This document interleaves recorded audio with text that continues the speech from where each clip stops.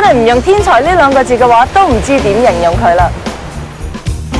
今時今日，我哋普羅大眾熟悉嘅對於粵劇嘅印象同埋記憶，絕大部分都係出自唐滌生嘅手筆。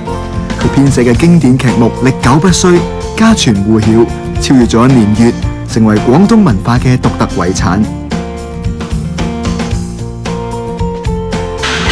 唐滌生嘅作品之所以咁受歡迎，係因為佢善於運用一啲淺白嘅用詞嚟到刻畫動人嘅感情。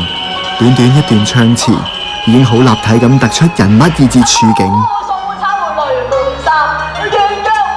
呢套《蝶影紅梨記》做例子啦，咁第一場嘅序幕開始咧，其實表達到大家男女主角雙方雖然大家唔係有機會見到面，但係好渴望大家可以見面。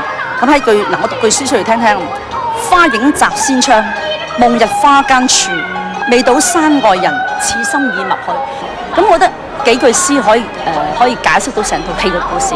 咁呢個就係唐滌生先生嗰個成功之處咯。喺《蝶影紅梨記》入邊，一對痴男怨女做咗3年筆友，素未謀面，一旦見面，竟然俾人棒打鴛鴦。故事嘅高潮就係咁展開啦。我唔衝得去，我已經被上爺拘禁咗啦。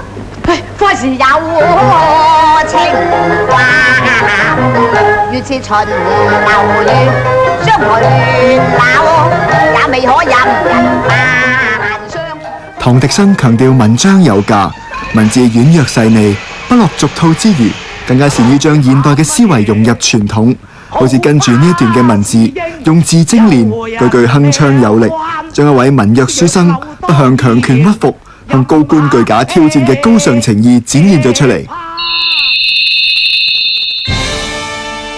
上府堂前高聲喊，喊一句賞花難許任留難。人到傷心無忌憚，馬到無疆欲囚難。闖闖闖，刀斧難鋤狂身膽。